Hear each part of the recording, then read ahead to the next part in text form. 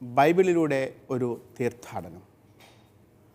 വിശുദ്ധ ഗ്രന്ഥത്തിലെ പുസ്തകങ്ങൾ ആഴത്തിൽ മനസ്സിലാക്കാനും പഠിക്കാനും നാം എവരെയും സഹായിക്കുന്ന ഈ തിരുവചന പഠന പരമ്പരയിലേക്ക് ഗുഡ്നെസ് ടിവിയുടെ മാന്യ പ്രേക്ഷകരായ നിങ്ങൾക്കേവർക്കും ഹൃദയപൂർവ്വം സ്വാഗതം.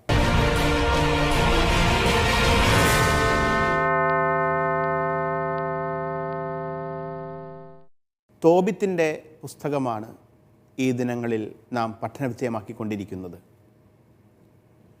കഴിഞ്ഞ ക്ലാസ്സിൻ്റെ അവസാന ഭാഗത്ത് തോബിത്തിൻ്റെ പുസ്തകം 10-ാം അധ്യായം വായിച്ച് വ്യാഖ്യാനിക്കുകയും അവിടെ അങ്ങകലെ എക്ബത്താനയിലേക്ക് മേദിയയിലേക്ക് പോയ പുത്രനെ കാത്തിരിക്കുന്ന അപ്പനെയും അമ്മയെയും തോബിത്തിനെയും ഭാര്യ അന്നായെയും നമ്മൾ കണ്ടെത്തുകയും അവരുടെ ദുഃഖഭാരം എത്രമാത്രമായിരുന്നു തിരിച്ചറിയുകയും ചെയ്തു. ഇതേസമയം എക്ബത്താനയിൽ ഭാര്യാപിതാവായ റഗുവേലിനോടും ഭാര്യാമാതാവായ എദ്നായോടും യാത്രാമംഗളങ്ങൾ പറഞ്ഞ് അവിടെ നിന്നും പിതൃഗൃഹത്തിലേക്ക് തിരികെ യാത്രയാകുന്ന തോബിയാസിനെയും ഭാര്യ സാറായെയും നമ്മൾ കണ്ടെത്തി. അവരുടെ യാത്രയുടെ തുടക്കം മുതൽ പിന്നീടുള്ള സംഭവ വിവരണങ്ങളാണ് 11-ാം അധ്യായത്തിൽ കാണുന്നത്.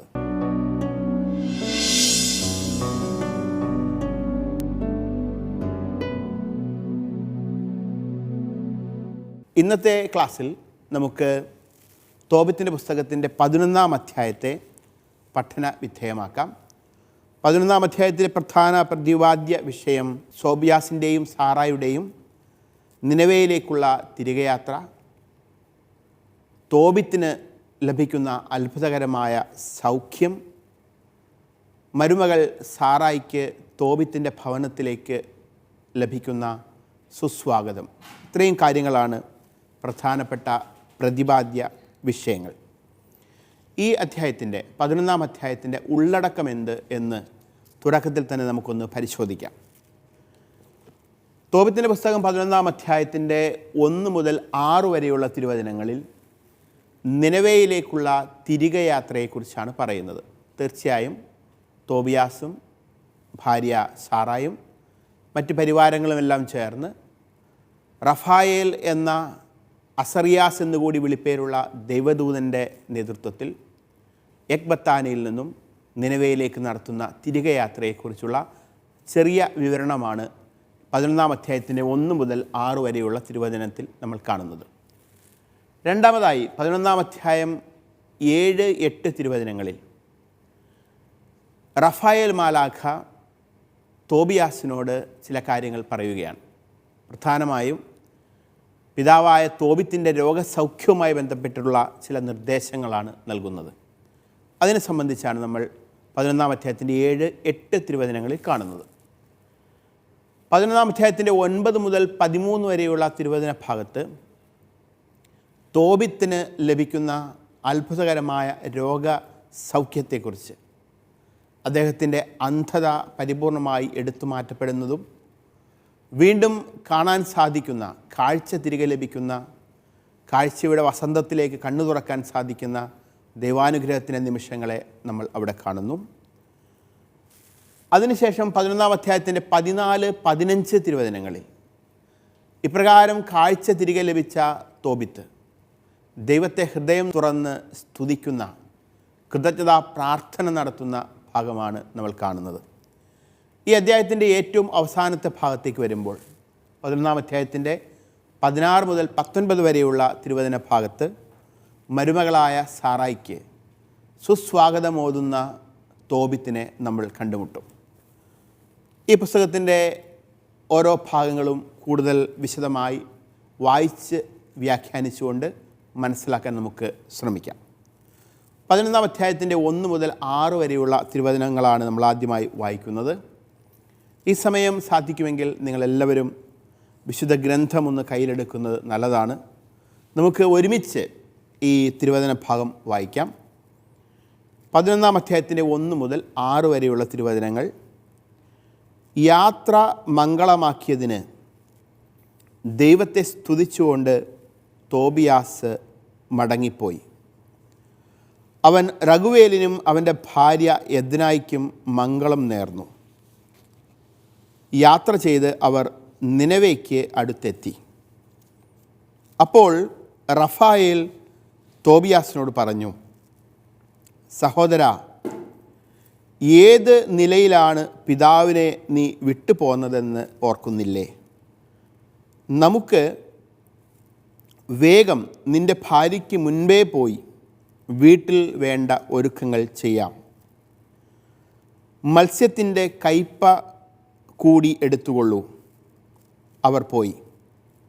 നായ അവരുടെ പുറകെ ഉണ്ടായിരുന്നു. അന്ന മകനെ നോക്കി വഴിയിൽ കണ്ണുനട്ടിരിക്കുകയായിരുന്നു. അവൻ വരുന്നത് കണ്ട് അവൾ അവൻ്റെ പിതാവിനോട് പറഞ്ഞു, ഇതാ നിൻ്റെ പുത്രൻ വരുന്നു, അവനോടുകൂടെ പോയ ആളുമുണ്ട്. തോബിത്തിനെയും സാറായെയും മരണകരമായ ദുഃഖത്തിൽ നിന്നും വിമോചിപ്പിക്കുവാനുള്ള ദൈവിക നിയോഗം ഏറ്റുവാങ്ങിയിരുന്ന അസറിയാസ് എന്ന പേരിൽ ഒരു ദൂതനായി കടന്നു വന്ന റഫായേൽ മാലാഖയെ സംബന്ധിച്ചിടത്തോളം തൻ്റെ ദൗത്യം ഇതിനകം പകുതി പൂർത്തിയായിരിക്കുന്നു. സാറ സൗഭാഗ്യവതിയും ഭർത്തൃമതിയുമായിരിക്കുന്നു. ഇനി ബാക്കിയുള്ളത് അന്ധനായിരുന്ന തോബിത്തിൻ്റെ സൗഖ്യമാണ്.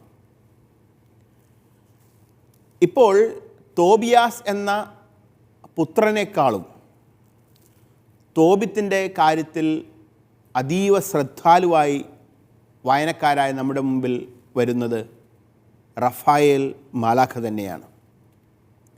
റഫായേൽ മാലാഖ പുത്രനായ തോബിയാസിനോട് പറയുകയാണ്, സഹോദര, ഏത് രീതിയിലാണ്, ഏത് നിലയിലാണ് പിതാവിനെ വിട്ടു പോന്നത് എന്ന് നീ ഓർക്കുന്നില്ലേ? നിൻ്റെ പിതാവ് ദുഃഖിതനായിരുന്നു, കാരണം അവൻ അന്ധനായി തീർന്നു. അതുകൊണ്ട് അവന് സൗഖ്യം ലഭിക്കുക എന്നത് പരമപ്രധാനമായൊരു കാര്യമാണ്.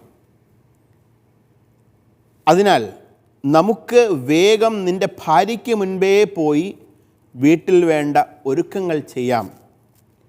മത്സ്യത്തിൻ്റെ കയ്പ കൂടെ എടുത്തുകൊള്ളുക എന്ന് റഫായേൽ മാലാഖ തോബിയാസിനോട് പറയുകയാണ്. സത്യത്തിൽ റഫായേൽ മാലാഖയുടെ ഇടപെടലാണ് സാറായുടെയും തോബിത്തിൻ്റെയും ജീവിതത്തിൽ അത്ഭുതങ്ങൾ സംഭവിക്കാൻ കാരണമാവുന്നത്.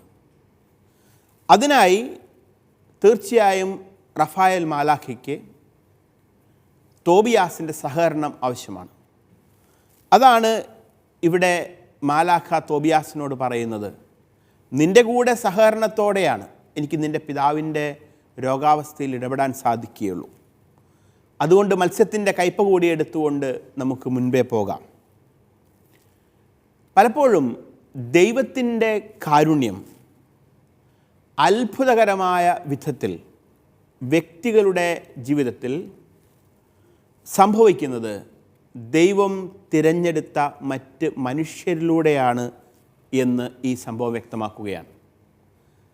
റഫായേൽ മാലാഖ നേരിട്ട് കൈകൾ കൊണ്ട് സ്പർശിച്ച് തോബിത്തിൻ്റെ അന്ധത എടുത്തു മാറ്റുകയോ തോബിത്തിനെ സുഖപ്പെടുത്തുകയോ അല്ല ചെയ്യുന്നത്.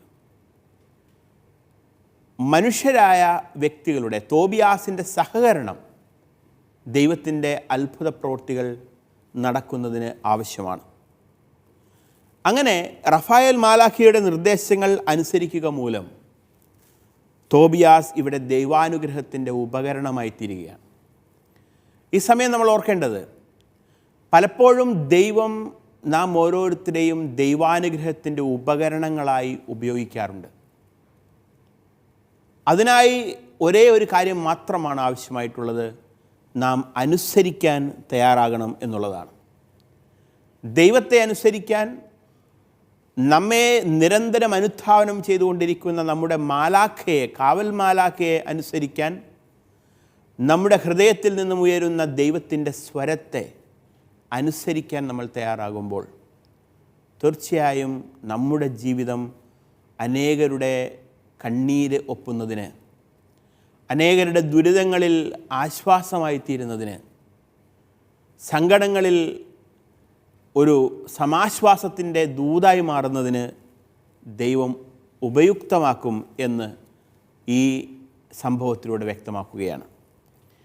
ഇവിടെ വളരെ മനോഹരമായ മറ്റൊരു വാക്യം, അധികമാരും ശ്രദ്ധിക്കാതെ പോകുന്നൊരു വാക്യം, ഇവരുടെ കൂടെ ഒരു സഹയാത്രികനായി ആദ്യന്തം വിശ്വസ്തയോടെ നിലകൊള്ളുന്ന ഒരു നായയെക്കുറിച്ചുള്ള പരാമർശമാണ്. 11-ാം അധ്യായത്തിൻ്റെ 4-ാം വാക്യത്തിൻ്റെ അവസാന ഭാഗത്ത് പറയുകയാണ്, നായ അവരുടെ പിറകെ ഉണ്ടായിരുന്നു. നമുക്കറിയാം, മനുഷ്യൻ മൃഗങ്ങളെ മെരുക്കി വളർത്തുന്ന കാലം മുതൽ തന്നെ, അതിൻ്റെ തുടക്കകാലം മുതൽ തന്നെ മനുഷ്യനോട് ഏറ്റവും അധികം പെട്ടെന്ന് ഇണങ്ങുകയും സ്നേഹവും വിശ്വസ്തതയും നന്ദിയും കാണിക്കുകയും ചെയ്യുന്ന ഒരു മൃഗമാണ് നായ. ഇവിടെ ഈ തോബിയാസിൻ്റെ യാത്രയിലുടനീളം, ആ യാത്രയുടെ തുടക്കം മുതൽ ഇതാ ഇപ്പോൾ ഒടുക്കം വരെ വിശ്വസ്തനായ ഒരു കാവൽക്കാരനെ എന്നതുപോലെ, വിശ്വസ്തനായ ഒരു സഹയാത്രികനെ പോലെ കൂടെ ഉണ്ടായിരുന്നത് ഈ നായാണ്. വിശ്വസ്തനായ ഈ സഹയാത്രികൻ്റെ കാര്യം ഈ യാത്രയുടെ തുടക്കത്തിൽ തന്നെ പറയുന്നുണ്ട്. അത് തോബിത്തിൻ്റെ പുസ്തകം 5-ാം അധ്യായം 16-ാം വാക്യത്തിൽ നമ്മൾ വായിച്ചതാണ്. അവിടെ തോബിയാസിനോട് യാത്രയ്ക്കായി പുറപ്പെട്ടുകൊള്ളൂ എന്ന് പറയുന്ന ആ സന്ദർഭത്തിൽ നമ്മൾ ഇപ്രകാരം വായിക്കുന്നു, തുടർന്ന് തോബിയാസിനോട് പറഞ്ഞു, ഒരുങ്ങിക്കൊള്ളൂ, നിങ്ങൾ ഇരുവർക്കും യാത്രാമംഗളങ്ങൾ. പുത്രനുടനെ യാത്രയ്ക്ക് ആവശ്യമായ ഒരുക്കങ്ങൾ ചെയ്തു. പിതാവ് അവനോട് പറഞ്ഞു, ഇവനോടുകൂടെ പോയിക്കൊള്ളുക, ഉന്നതത്തിൽ വസിക്കുന്ന ദൈവം നിൻ്റെ മാർഗം ശുഭമാക്കും, അവിടുത്തെ ദൂതൻ നിന്നെ കാത്തുകൊള്ളും. അവർ ഉടനെ യാത്ര പുറപ്പെട്ടു. ആ യുവാവിൻ്റെ നായും അവരോട് കൂടെ ഉണ്ടായിരുന്നു. ചുരുക്കത്തിൽ, മേദ്യായിലേക്ക് യാത്ര പുറപ്പെടുന്ന, നിനവേയിൽ നിന്നും മേദ്യായിലേക്ക് യാത്ര പുറപ്പെടുന്ന സംഘം 2 പേരുടേതായിരുന്നില്ല. തോബിയാസിൻ്റെയും അസറിയാസിൻ്റെയും മാത്രം ഒരു സംഘമായിരുന്നില്ല, മറിച്ച് അവരുടെ കൂടെ ഒരു നായ കൂടി ഉണ്ടായിരുന്നു എന്ന് ഓർപ്പിക്കുകയാണ്. ഇപ്പോഴിതാ യാത്രയുടെ അവസാനം എത്തി നിൽക്കുന്നു. തുടക്കത്തിൽ അവരുടെ കൂടെ യാത്രയായ ആ നായ കിലോമീറ്ററുകളോളം സഞ്ചരിച്ച് വളരെ ദീർഘകാലം യാത്ര ചെയ്തിതാ അവരുടെ കൂടെ തിരിച്ച് നിനവേയിലെത്തുന്നു. യാത്രയുടെ തുടക്കം മുതൽ അവസാനം വരെ കൂടെ ഉണ്ടായിരുന്ന ഈ നായ ഒരേ സമയം സ്നേഹവും വിശ്വസ്തതയും വെളിവാക്കുന്ന ജീവിയാണ്. അടുത്തതായി 11-ാം അധ്യായത്തിൻ്റെ 7-8 തിരുവചനങ്ങൾ നമുക്കൊന്ന് വായിക്കാം. റഫായേൽ പറഞ്ഞു, തോബിയാസ്, നിൻ്റെ പിതാവിന് കാഴ്ച ലഭിക്കുമെന്ന് എനിക്കറിയാം. കയ്പ അവൻ്റെ കണ്ണുകളിൽ പുരട്ടണം. ചൊറിച്ചിൽ അനുഭവപ്പെടുമ്പോൾ അവൻ കണ്ണു തിരുമ്മും. അപ്പോൾ വെളുത്ത പാടകൾ പൊഴിഞ്ഞു വീഴുകയും അവൻ നിന്നെ കാണുകയും ചെയ്യും. തോബിയാസും അസറിയാസ് എന്ന് വിളിപ്പേരുണ്ടായിരുന്ന റഫായേൽ മാലാഖയും കൂടി തോബിത്തിൻ്റെ ഭവനത്തോടടുക്കുകയാണ്, നിനവേയിലേക്ക് എത്തിച്ചേർന്നുകൊണ്ടിരിക്കുകയാണ്. അപ്പോൾ ഈ യാത്രയിൽ മാലാഖ തോബിയാസിനോട് പറയുന്നു, ഒരു അത്ഭുതം സംഭവിക്കാൻ പോകുന്നു. ദൗർഭാഗ്യവശാൽ അന്ധനായിത്തീർന്ന നിൻ്റെ പിതാവിന് കാഴ്ചശക്തി തിരികെ ലഭിക്കാൻ പോകുന്നു. പക്ഷെ അതിന് നീ ഒരു കാര്യം ചെയ്യണം. എന്താണ് നീ ചെയ്യേണ്ടത്? മത്സ്യത്തിൻ്റെ കയ്പ അവൻ്റെ കണ്ണുകളിൽ പുരട്ടണം. മത്സ്യത്തിൻ്റെ കയ്പ കണ്ണ് അസുഖങ്ങൾക്കുള്ള, നേത്രരോഗങ്ങൾക്കുള്ള മരുന്നായി അക്കാലത്ത് അസീറിയയിൽ ഉപയുക്തമാക്കിയിരുന്നു എന്നതിനെ സംബന്ധിക്കുന്ന ചില ചരിത്രരേഖകൾ ലഭ്യമാണ്. അതുകൊണ്ടായിരിക്കാം ഒരുപക്ഷെ ഈ മത്സ്യത്തിൻ്റെ കയ്പ ഉപയോഗിക്കാൻ പറയുന്നത്. ഒരു കാര്യം ഇവിടെ വ്യക്തമാണ്, മനുഷ്യൻ ഇന്ന് അനുഭവിക്കുന്ന മിക്ക വ്യാധികൾക്കുമുള്ള മരുന്ന് ഈ സൃഷ്ട വസ്തുക്കളിൽ നിന്നും തന്നെ കണ്ടെത്താനായിട്ട് സാധിക്കും. ഒരുപക്ഷെ നമുക്ക് കണ്ടെത്താൻ സാധിക്കുന്നില്ല എന്ന് മാത്രമേ ഉള്ളൂ. മനുഷ്യൻ അനുഭവിക്കുന്ന എല്ലാ രോഗങ്ങൾക്കും തന്നെയുള്ള മരുന്ന് ഇന്ന് പ്രകൃതിയിലുണ്ട്. അത് രാസവസ്തുക്കളായിട്ടും അല്ലാതെയും പ്രകൃതിയിൽ അവ സജ്ജമാക്കപ്പെട്ടിട്ടുണ്ട്. മനുഷ്യൻ്റെ ജ്ഞാനത്തിൻ്റെ കണ്ണുകൾ തുറന്ന് മനുഷ്യനത് കണ്ടെത്തുമ്പോൾ അത് വാക്സിനായും മറ്റു തരത്തിലുള്ള മരുന്നുകളായും ഒക്കെ രൂപാന്തരപ്പെടുന്നു എന്നു മാത്രം. അപ്പോൾ മത്സ്യത്തിൻ്റെ കയ്പ ആ കയ്പയ്ക്ക് എന്തെങ്കിലും വലിയ പ്രത്യേകതകൾ ഉണ്ടായതുകൊണ്ടല്ല, മറിച്ച് ദൈവത്തിൻ്റെ ഇടപെടൽ കൊണ്ടാണ് ആ കയ്പ മരുന്നായി രൂപാന്തരപ്പെടുന്നത് എന്നാണ് ഈ പുസ്തകം നമ്മളോട് പറയുന്നത്. ദൈവം ഒരാൾക്ക് സൗഖ്യം നൽകാനായി ഇടപെടുമ്പോൾ ആത്യന്തികമായി സൗഖ്യം നൽകുന്നത് ദൈവമാണ് എന്നതുകൊണ്ട് ഏത് ഒരു സൃഷ്ട വസ്തുവിനും ദൈവത്തിൻ്റെ സൗഖ്യത്തിൻ്റെ മാധ്യമമായിട്ട് പ്രവർത്തിക്കാൻ സാധിക്കും. അതുകൊണ്ട് സൃഷ്ട വസ്തുക്കൾ സംരക്ഷിക്കപ്പെടണം, പ്രകൃതി ആദരിക്കപ്പെടുകയും സംരക്ഷിക്കപ്പെടുകയും വേണം എന്ന് ഫ്രാൻസിസ് പാപ്പ നിരന്തരം ആഗോള കത്തോലിക്ക സഭയെയും ലോകം മുഴുവനിലുമുള്ള മനുഷ്യരെയും ഓർമ്മിപ്പിക്കുന്നതിൻ്റെ അടിസ്ഥാനവും ഇതാണ്. നമ്മുടെ എല്ലാ പ്രശ്നങ്ങൾക്കുമുള്ള ഉത്തരം ഈ സൃഷ്ട വസ്തുക്കളിൽ തന്നെയുണ്ട്. ഏതായാലും മത്സ്യത്തിൻ്റെ കയ്പ ഒരു സൗഖ്യത്തിൻ്റെ മാധ്യമമായി മാറും എന്ന് മാലാഖ തോബിയാസിനോട് പറയുകയാണ്. അടുത്തതായി 11-ാം അധ്യായത്തിൻ്റെ 9 മുതൽ 13 വരെയുള്ള തിരുവചന ഭാഗത്താണ് യഥാർത്ഥത്തിൽ തോബിത്തിന് ലഭിക്കുന്ന സൗഖ്യാനുഭവത്തെക്കുറിച്ച് നമ്മൾ വായിക്കുന്നത്. ആ വചനഭാഗം നമുക്കൊന്ന് വായിക്കാം. അന്ന ഓടിച്ചെന്ന് മകനെ ആശ്ലേഷിച്ചു.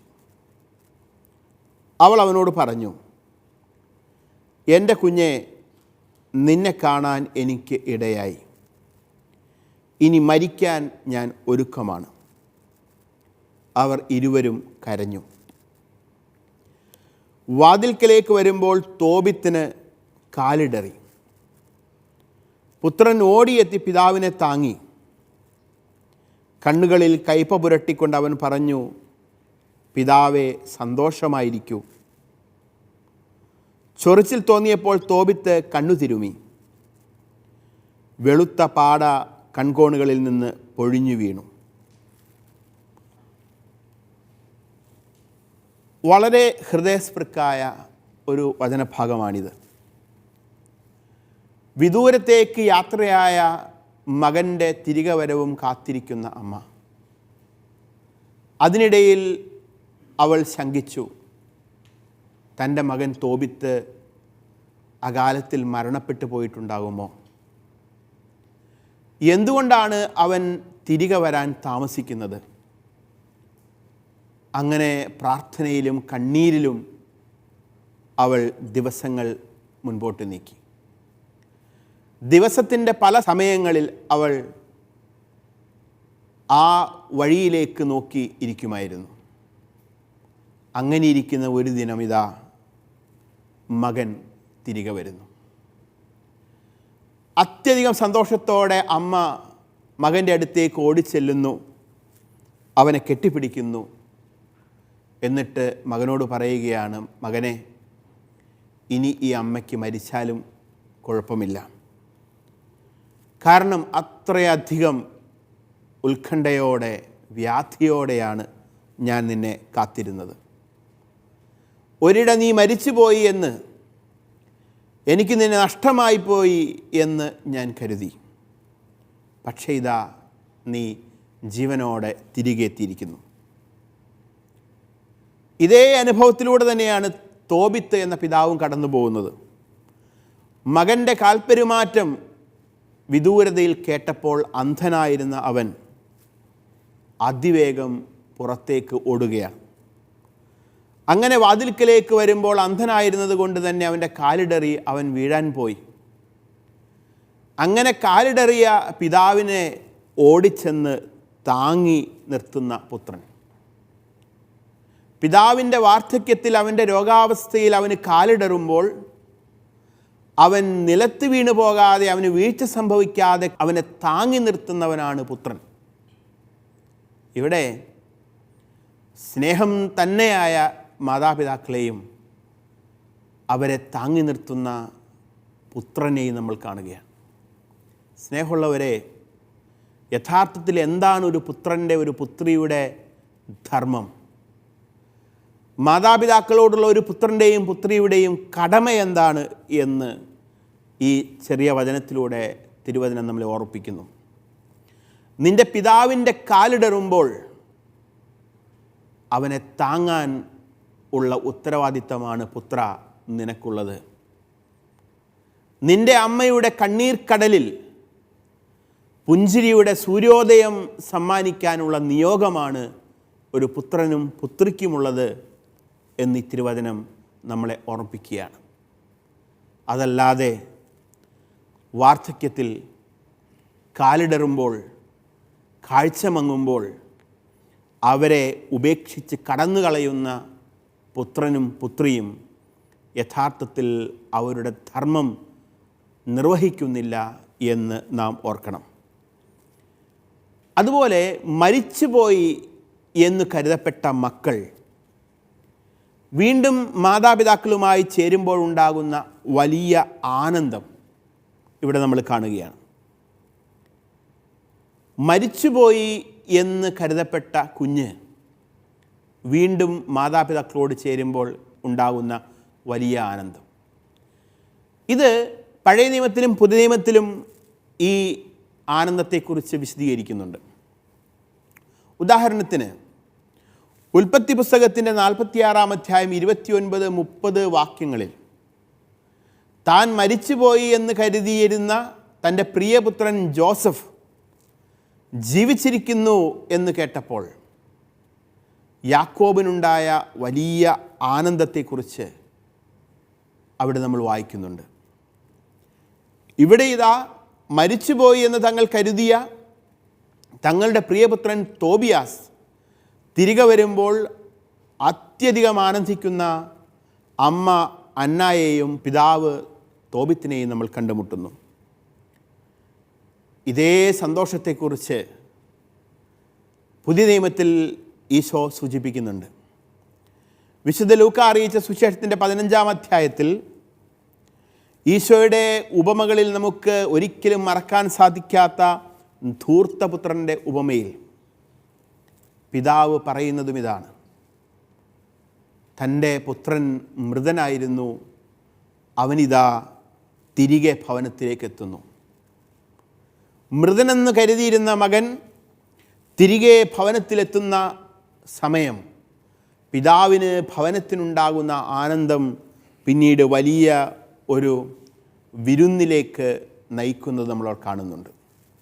അതുകൊണ്ട് ഈ അമ്മയുടെ വാക്കുകളിൽ, ഈ പിതാവിൻ്റെ സ്നേഹത്തിൽ, ആ പുത്രൻ്റെ സംരക്ഷണയിലൊക്കെ കുടുംബ ബന്ധങ്ങളുടെ ഇഴയെടുപ്പവും ആർദ്രതയുമാണ് നമുക്ക് കാണാൻ സാധിക്കുന്നത്.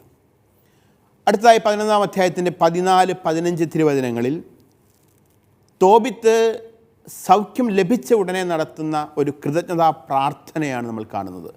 നമുക്ക് ആ പ്രാർത്ഥന ഒന്ന് വായിച്ച് മനസ്സിലാക്കാം. 14-15 തിരുവചനങ്ങൾ.